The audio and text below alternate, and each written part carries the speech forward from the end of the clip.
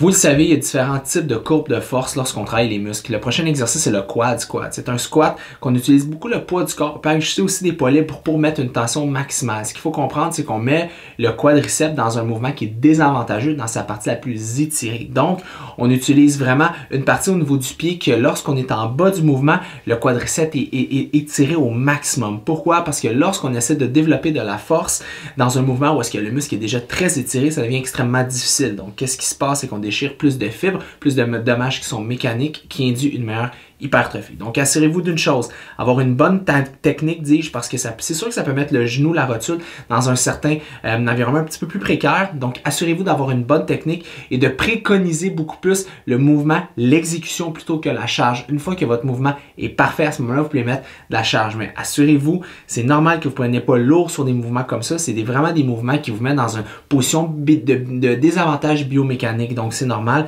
La charge n'est qu'un outil de travail. Assurez-vous de le faire intelligemment.